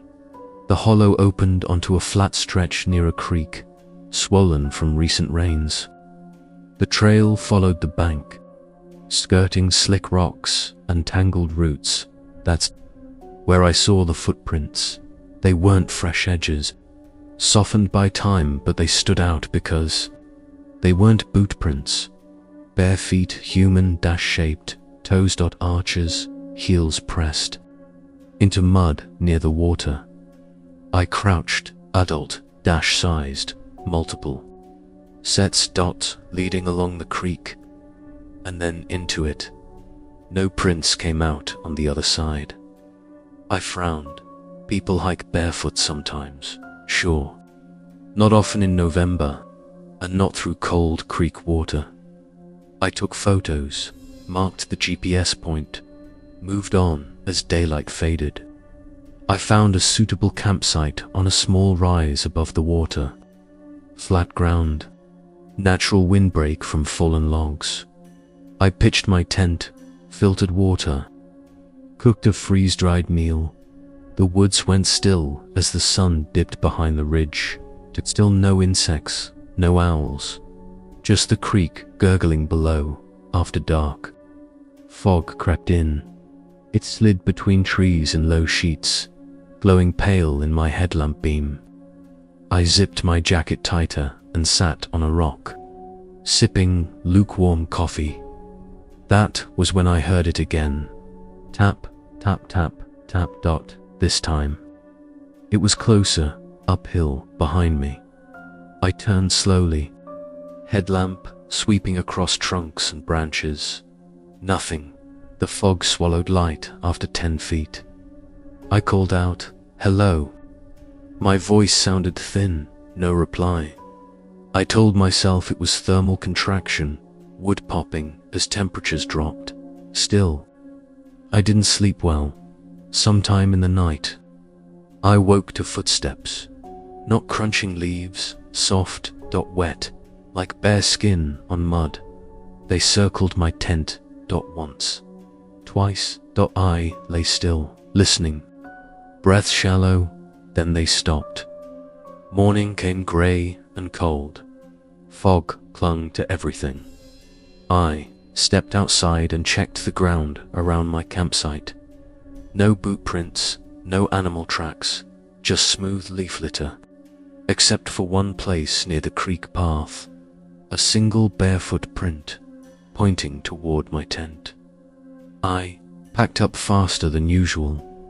Day 2 took me higher up the ridge, where the trail zigzagged through exposed rock and patches of stunted pine. The air warmed slightly, but the sun never fully broke through the clouds. Midday, I reached another old structure. This one still had 3 walls. Log cabin, collapsed roof. Doorway hanging open. The interior was dark even at noon. Something about it bothered me enough that I didn't step inside. On the far wall, scratched into one of the logs, was a word: listen. The letters were deep, deliberate, not recent. I took a photo anyway. Further up the trail, my radio lost signal entirely. That wasn't unusual in valleys, but we were climbing now. I made a note, late afternoon. The trail crossed an open saddle between 2 hills. Wind cut across it hard, whistling through dead grass. That's where I heard singing, low, wordless, a woman's voice. Maybe carried on the wind. It drifted in and out, so faint I thought I imagined it. I stopped, listened. It came again from downhill toward the creek valley. I didn't answer, I didn't move. Eventually it faded, that night. I camped higher up, away from water, no fog this time. Stars sharp and bright above bare branches. I almost relaxed, almost around midnight. My radio turned on by itself. Static hissed from my pack, then cut, then a voice whispered my name, just once. Clear, right. Next to my ear, I sat bolt upright in my tent. The radio was still, switched off. I didn't touch it, didn't sleep. On the 3rd morning, I decided to finish early and hike out. The erosion survey could wait. I had enough data on the way back. The trail felt different, wider, cleaner, like sections had been swept. When I reached the creek hollow again, the water was lower, the mud banks exposed, covered in footprints, bare feet, dozens of them, all sizes. Child small, too, adult large. They overlapped, crossed, wandered in circles, and every single one pointed upstream against the flow. I followed them against my better judgment. They led to a bend where the creek widened. Into a slow pool in the middle sat a half-submerged wooden platform, old, rotting nails, rusted, remnants of something built decades ago. On the far bank, I saw it, a figure, standing between trees, pale to pale, long hair hanging down, clothes that looked like a dress, or maybe just fabric, clinging to a thin frame. She didn't move, didn't sway, just stood there, watching the water. I froze. Every rational explanation lined up in my head. Hiker, squatter, someone camping illegally. I called out, "Hey," she didn't turn. I took one step closer. The air felt heavier, like pressure before a storm, ma'am. Her head tilted, not toward me, downward, toward the water, and then she was gone. No footsteps, no splash, nothing. I ran, not blindly, just fast up the trail, didn't stop until my lungs burned. The rest of the hike out felt wrong. Sounds lagged behind my movement. Bird calls echoed to long. When I reached the stone chimney again, something new stood beside it. A pile of rocks, stacked carefully, in the shape of a crude human figure. I didn't take a photo. I didn't slow down. When I hit the access road at dusk, I almost cried with relief. My truck was where I left it. I threw my pack in the bed and climbed inside before starting the engine. I checked the back seat, wet footprints, bare pressed into the fabric, facing forward. The driver's seat. I quit the Forest Service 2 months later, transferred to an office job in town, paperwork, permits, climate data. People ask why I don't go backcountry hiking anymore. I shrugged, say I've seen enough, but sometimes, late at night, my phone will buzz with an alert from a weather app. Fog advisory in mountain areas, and for just a second, I swear I hear tapping right outside my door. I never meant to go that far off the Appalachian Trail. That's the thing people don't understand about those mountains. You don't usually make one big mistake. You make a series of small, reasonable ones. Take a shortcut to save time. Push a little farther before dark. Trust a map you downloaded weeks ago. By the time you realize something is wrong, the forest has already closed around you. I was section hiking a stretch of the AT in Southwest Virginia in late September, trying to knock out 40 miles before winter. I'd been hiking alone for 4 days, staying in shelters, resupplying in tiny towns, with one gas station and a diner that closed at 6. The weather had been perfect until that afternoon. Clouds rolled in fast, heavy and low, flattening the ridgelines into dark smudges. Wind rattled the treetops. The air smelled metallic, like rain coming hard. I checked my map at a junction where a narrow side trail peeled off downhill. Pine Fork Spur. It wasn't part of the AT, but it reconnected 2 miles later, according to my app, and cut a big sweep. I hesitated for maybe 10 seconds, then I took it. The spur dropped quickly into thicker woods, hemlock and pine instead of hardwoods. Needles soft underfoot, light dimmer even though it was still afternoon. The trail was narrower, less worn, but visible enough after 20 minutes. I realized how quiet it was. No wind down here, no birds, just my boots and my breathing. The rain started as a drizzle by the time I reached the bottom of the hollow. It was coming down steady, soaking the ground and turning dirt into slick clay. A creek ran parallel to the trail, swollen and brown. That's when I noticed the ribbons. Bright orange survey tape tied to branches at eye. Level.fresh.trail crews sometimes mark work areas like that. But this wasn't how the Forest Service usually did it. No signs, no tags. Just short strips fluttering in the rain every 100 feet or so. I slowed. Uneasy, still, the trail kept going, and my map said I was on track. 10 minutes later, I passed a campsite.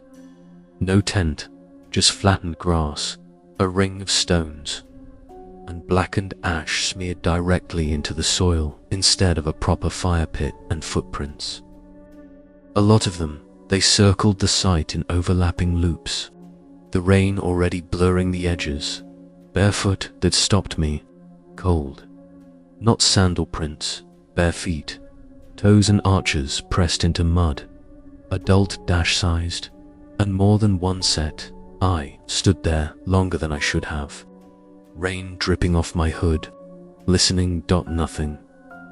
People do weird things in the woods, I told myself. Locals camping by the creek. Some spiritual retreat. Who knows? I kept moving. The trail started to flatten, then curve. The orange ribbons continued. Then, abruptly, they didn't. No gradual fading, just gone. I checked my phone. GPS still showed the spur, but the line flickered, like it was struggling to lock in. The trail ahead looked less certain, leaves covering the tread, branches creeping in from the sides. I walked another 100 yards and stopped. The ground sloped downward into dense rhododendron. The trail vanished into it. No blaze marks, no taped nothing. I turned around. The way back didn't look right. The creek sounded farther away. The trees seemed tighter. I told myself that was just nerves. Then I saw the footprints. Again, bare feet in front of me, pointing uphill toward where I'd come from. I hadn't noticed them earlier. I followed them with my eyes. They didn't go very far. They just stopped. I backed up, slowed. Something shifted in the brush to my right. Not crashing like a deer, careful, controlled. I called out, "Hello." My voice sounded wrong down there, swallowed by the trees. No answer. Rain tapped on leaves. I turned and walked fast uphill, not running, yet the footprints vanished behind me. When I reached the campsite again, the ash pile was gone. The stones were still there, but the center was clean. No black marks, no char, just wet dirt. I stood there, staring. That had not been like that before. I didn't question it. I ran up the trail, back toward the creek. Noise faded, the pines thinned. Then the trail forked. It had not forked before. Two narrow tracks split around a cluster of boulders. I stopped so abruptly, my pack straps creaked. Left went uphill, right dropped again into darker trees. Both looked used, both had leaves. Pressed flat, I checked my map. The spur did not fork. I spun slowly in a circle. No blaze marks anywhere, no ribbons. My phone buzzed. No service. Battery at 62%. I took the uphill path. 5 minutes later, I hit the creek again. Same bend, same fallen log across it. I knew it. was the same because of a white scar on the bark where lightning had stripped it years ago. My stomach twisted. I turned around. The fork was gone, just one trail now, straight ahead. I stood there in the rain, breathing hard. This is stupid, I muttered. I picked a direction and walked after another 10 minutes. I smelled smoke. Wood smoke, fresh. I followed it without meaning to. The trail curved and opened into a clearing dot. At first I thought it was a pile of driftwood, then my brain caught up. It was a structure, low. Walls made of stacked logs and scrapboards. Plastic sheeting stretched across the top and weighted with stones. A narrow opening like a door, and in front of it a line of boots. 5 pairs, different sizes, set neatly. Heel-2-toe. All muddy, all empty. I didn't go closer. I backed away. A stick snapped behind me. Turned, nothing there. But the forest felt occupied, not alive with animals. Occupied like a room after someone leaves it. I walked faster. Branches brushed my jacket. The rain eased, but the woods stayed dim. I heard humming, soft, a low, tuneless murmur drifting between trees. It wasn't coming from one place, it was everywhere. I broke into a jog. The humming stopped. My foot caught on a root and I stumbled, barely catching myself. When I looked down, there was a handprint in the mud. Bare, human, fresh, right. Where my foot had been about to land. I didn't jog anymore. I sprinted the trail. Blurred, my pack bounced. Breath burned in my chest. I burst through brush into another clearing. This one had a fire. Burning small, carefully tended. 3 people stood around it. They froze when they saw me. 2 men, 1 woman, all barefoot. Mud up there. Cabs, blank expressions. No backpacks, no jackets. Even in the rain, just thin shirts and pants. I stopped. Heart hammering. "Hey," I said, forcing calm. "I'm lost. Can you tell me how to get back to the A?" They didn't answer. The woman tilted her head, slowly, like she was listening to something. I couldn't hear.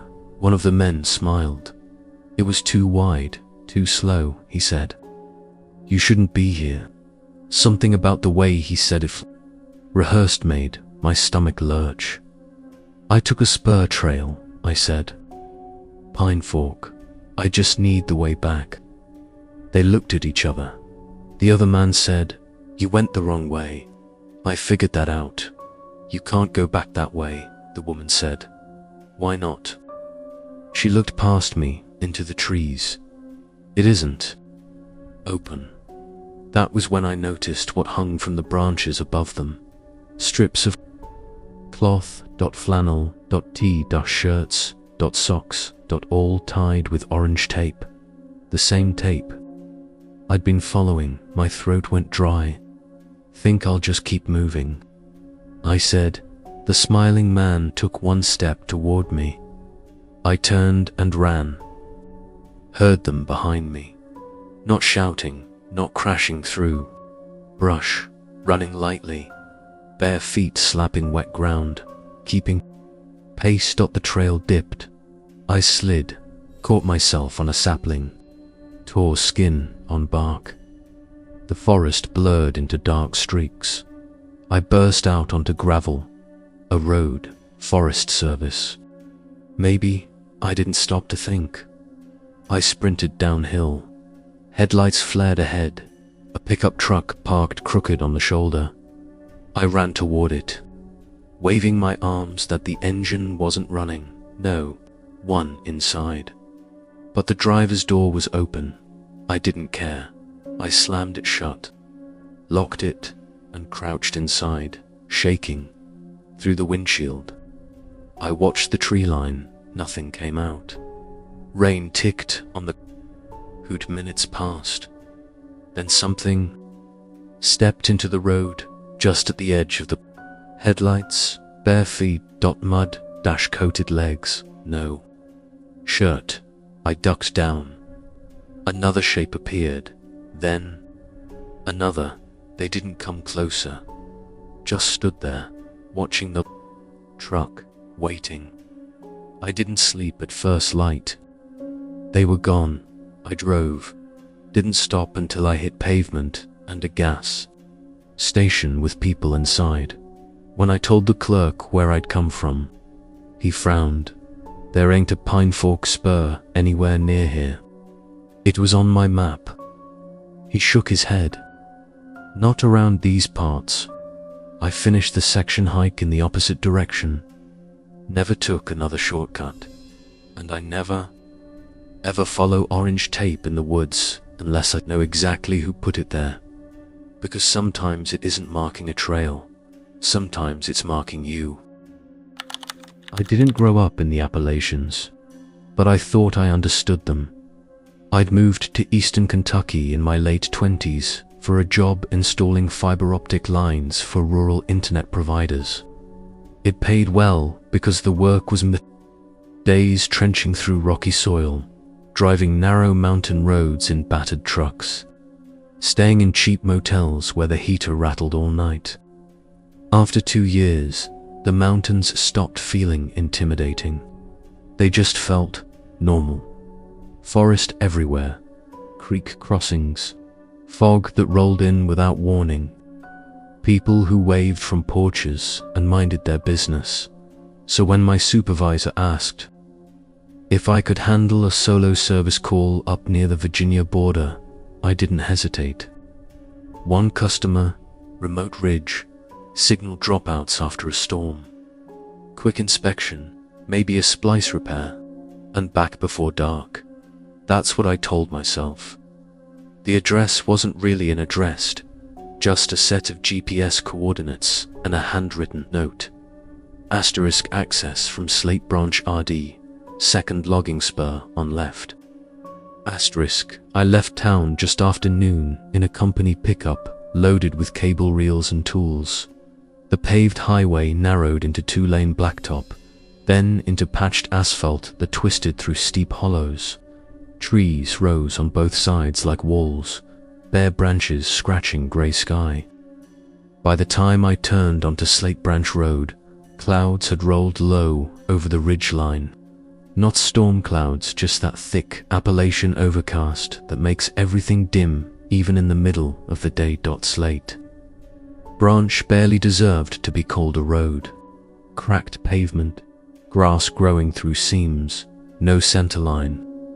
Mailboxes appeared every mile or so, some leaning, some duct-taped shut. A few houses sat back in the woods with smoke drifting from chimneys. Then the houses stopped. The GPS told me I had 4 miles to go. I drove another 10 before I started to feel uneasy. No driveways, no tire tracks, no signs, except faded yellow curve warnings.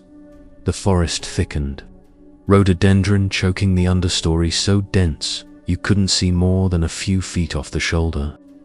Then I saw the logging spur.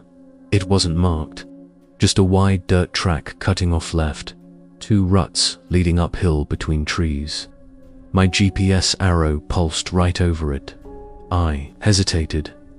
Company trucks weren't exactly built for mud roads, but turning back would mean explaining myself. I shifted into 4-wheel drive and took it slow. The spur climbed steeply, winding through pine and oak. Ruts were filled with rainwater from the storm 2 nights earlier. Branches brushed the mirrors. After half a mile, I realized something was wrong with the silence. No birds, no insects, just engine noise and tires squelching in mud. I killed the radio. The quiet felt pressed in, like the forest was leaning closer when the sound stopped. Another mile and the road flattened out up my GPS said I was close. That was when I saw the first car.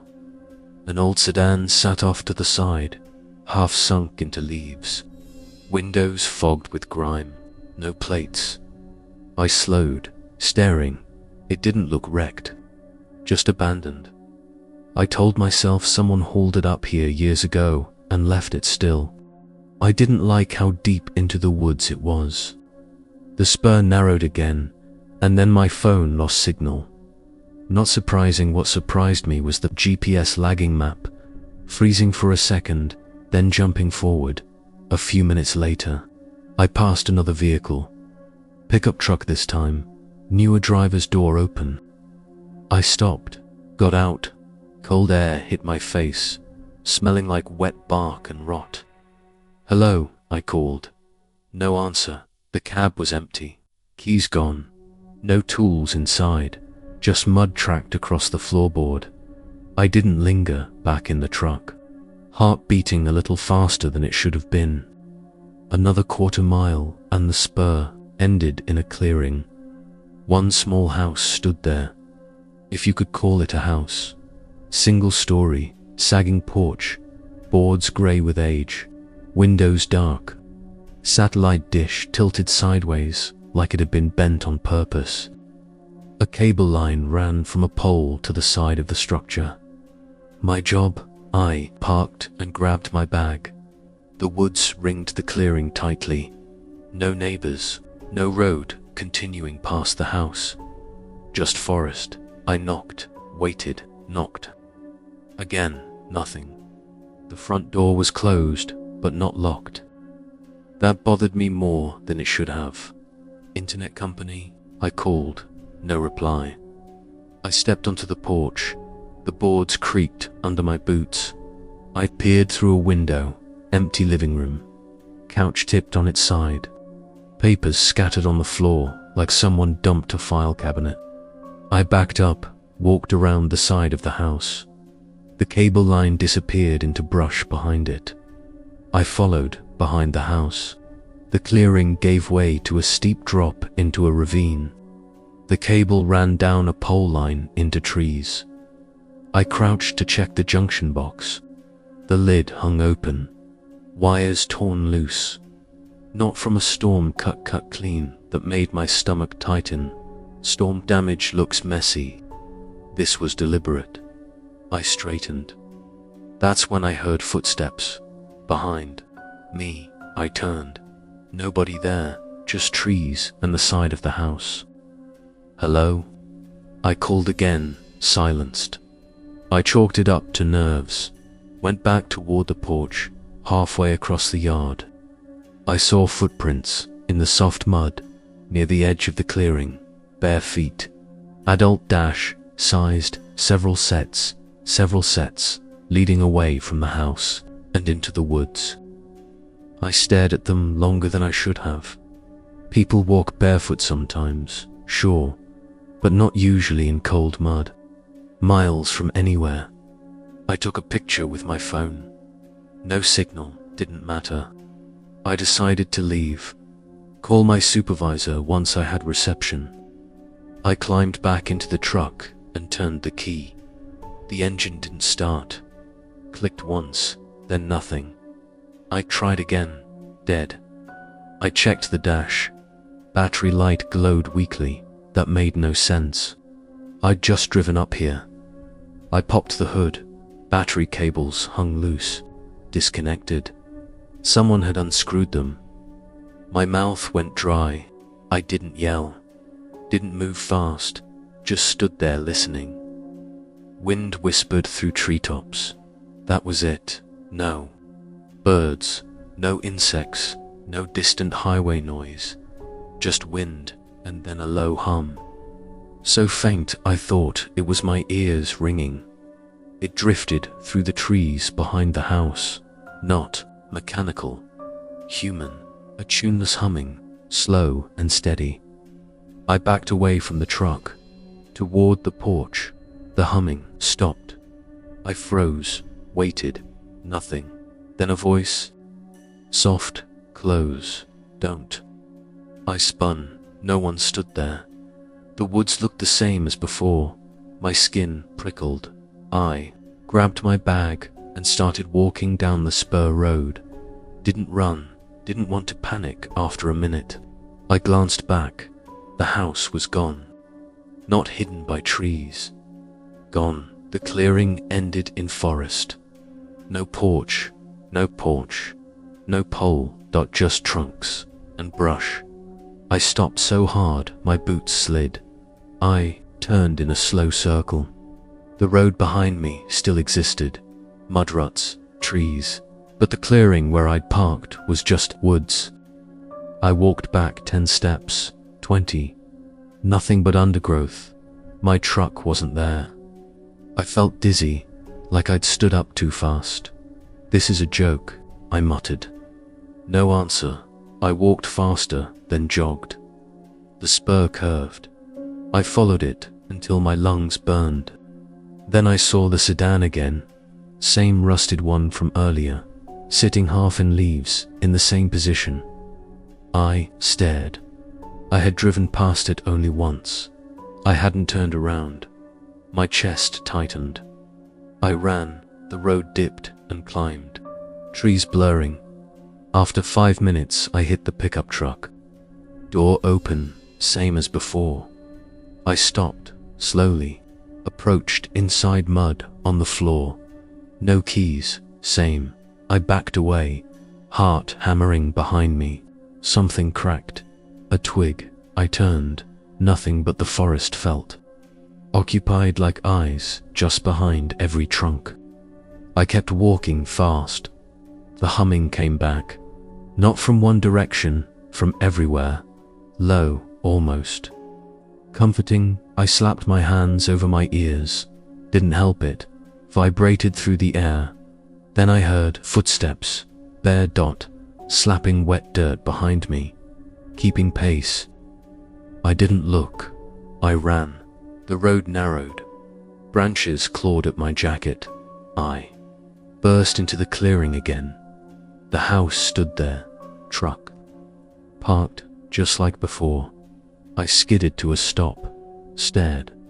This time, the front door was open, dark. Inside, something moved in one of the windows. A shadow, tall, thin. I backed away slowly. The humming stopped. A woman's voice drifted out of the house. Come back. I shook my head. No. My foot hit something. I looked down. Boots, 5 pairs, lined up neatly at the edge of the porch, all muddy. All empty bare footprints led from them into the house. I turned and sprinted for the truck. Jumped in, twisted the key. The engine roared to life. I didn't question it. I floored it. The truck fishtailed in mud, then surged forward. Trees blurred. Branches slapped the windshield. I didn't slow, didn't look back. The spur felt longer, steeper. Fog rolled in from nowhere, thick and white. Headlights barely cut through it. Then dash figures stepped onto the road. 3 of them, barefoot, mud, dash, streaked. Thin clothes, blank faces. They didn't run, they didn't reach for me. Just stood there. I swerved, missed them by inches, in the mirror. They didn't move, just watched. The fog thinned. I burst onto Slate Branch Road. Real pavement mailboxes, power lines. I didn't stop until I hit a gas station 20 miles away and parked under the brightest lights I'd ever seen. Inside, hands shaking. I told the clerk where I'd been. Slate Branch, logging spur, house in a clearing. She stared, then shook her head slowly. There ain't no houses up that spur. There was, I said. There's not. My phone buzzed. Signal. Signal. I checked the photos. The footprints were gone. Just blurry ground. No house. No clearing. No wires. I quit that job a month later. Moved back to Ohio. People ask why. I tell them I got tired of the roads. What I don't say is that sometimes, late at night, I hear humming outside my apartment. Soft, patient, like something waiting for me to step back into the trees. I used to work nights for a rural courier service in southern West Virginia. Medical supplies, legal documents, machine parts for coal operations that still clung to the mountains in pockets. The routes paid better because nobody wanted them two-lane roads that folded into themselves. Hollows where cell service vanished. Addresses that were sometimes nothing more than a mailbox nailed to a tree. I didn't mind it. Driving alone at night suited me. Podcasts on low volume. Thermos of gas station coffee. The rhythm of headlights and curves that changed after the run to Laurel Gap. The manifest listed it as a single. Drop, insulated container. Signature required. Deliver before 2 a.m. The pickup came from a regional hospital in Charleston. The address wasn't a street name, just coordinates and a note. Asterisk follows State Route 12 past mile marker. 41. Turn on Laurel Gap RD. 3rd, switch back past the creek. Asterisk my dispatcher hesitated when I asked about it. People live out there. I said, supposedly. That should have been warning enough. I left Charleston just after midnight. Rain had passed through earlier, leaving the pavement slick and the air cold and metallic. Low clouds pressed down on the ridgelines, turning everything beyond the reach of my headlights into a wall of black. State Route 12 narrowed fast. Guardrails appeared and vanished. Houses thinned to scattered porch lights deep in trees. Then nothing. No mailboxes, no reflectors, just forest crowding close. When I passed mile marker 41, I slowed. Laurel Gap Road was barely visible, an unlit cut dropping sharply downhill. No sign except a small green placard bent sideways. I checked the GPS. That was it. I turned. The road changed texture immediately, from cracked asphalt to patched gravel and mud. Water pooled in ruts. Branches scraped the roof of the van. The woods felt thicker. Here sound didn't travel right. My tires sounded too loud. My breathing, too. After the first switchback, my phone dropped to 1 bar. After the second, it lost signal completely. At the third, the creek appeared, just a dark ribbon running beside the road, swollen from rain and moving slow and thick. I rolled past it and climbed again. That was when I saw the truck. An old pickup sat crooked on the shoulder, half sunk into mud. No plates, windows fogged over from the inside. Slowed, no hazard lights, no footprints around it. I didn't stop. Another curve brought me into a wider stretch where the road flattened. My GPS arrow stopped moving. The map froze. I muttered and tapped the screen. Nothing. Then it recalculated and told me to make a U-turn. There was nowhere to turn. Trees hemmed me in. I kept going. A few minutes later, I saw a house, 1 story, sagging porch. Single light burning above the door. Surrounded by forest so tight the yard barely existed. That had to be it. I pulled in and killed the engine. The sudden quiet pressed against my ears. I grabbed the container and stepped onto the gravel. The porch boards creaked as I climbed. I knocked, waited, knocked. Again, nothing. I leaned closer to the door from inside. I heard breathing, slow, deep. Right on the other side of the wood. Delivery. I called Dot. The breathing stopped. Silence, Dot. Silence. Then footsteps, not toward the door. away from it, toward the back of the house. I knocked harder, no answer. I didn't like that. I set the container down, snapped a photo for proof, and turned back to the van. The porch light flickered once, twice, then steadied behind me. In the trees, something shifted. I turned. Nothing but the darkness between trunks felt layered, like there were too many places for something to stand. I got in the van and started it. The engine sputtered, died, tried again. Nothing. My stomach dropped. I popped the hood and stepped back out. Cold air rushed my face. The battery cables hung loose, disconnected. I stared at them. They hadn't been like that 2 minutes earlier. I hadn't touched them. My chest tightened. From the woods came a sound, soft, rhythmic, like humming, low and slow, drifting through trees, not mechanical, human. I backed away from the engine bay. The humming stopped. "Hello?" I said, no answer. Then the porch light went out. Complete darkness swallowed the house.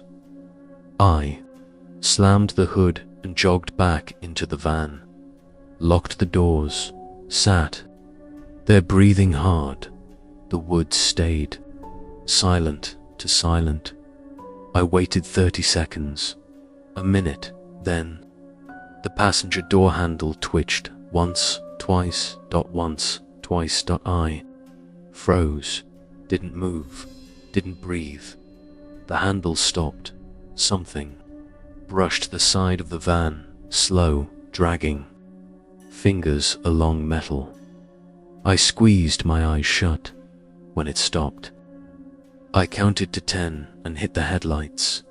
The beams flooded the yard. Nothing stood there. No person, no movement, just trees and the dark porch. I tried the ignition. Again, the engine roared. I didn't question it. I floored it. The van lurched backward, gravel spraying, then spun and took off down Laurel Gap Road. The forest blurred. Branches slapped the sides. Didn't slow for curves. My headlights caught movement ahead.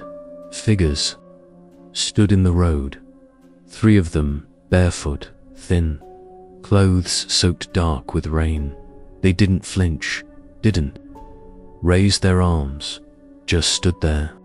Watching, I swerved, missed them by inches in the mirror. They didn't chase, they didn't even turn. They just kept standing in my headlights until the curve swallowed them. The road dipped toward the creek. Fog rolled in, thick and sudden, turning the world white. I slowed without meaning to. Then I saw them again, on the shoulder, this time closer, for maybe 5, all barefoot, mud streaked up there. LEGSBLANK faces. Their mouths moved in unison. I couldn't hear what they were saying. I accelerated. The fog thinned as quickly as it had come. I burst onto State Route 12, real pavement, reflectors, guardrail, I didn't stop driving until I hit a truck stop nearly half an hour later. Parked under floodlights so bright they hurt my eyes. Sat there shaking when my dispatcher picked up. I told him everything. The road, the house, the people, the cables. He went quiet, then said, "There isn't a Laurel Gap Road in that county." It was on my manifest. He pulled it up, long pause. "No, it isn't." I checked my phone. The delivery entry was gone. No coordinates, no notes, just my next scheduled stop. 2 counties east. I quit that week. Found a warehouse job, day shift, close to town, but sometimes When I'm driving at night and pass an unlit turnoff in the mountains, my radio crackles on by itself, and I swear I can hear humming underneath the static. Slow, patient, like something waiting for another delivery.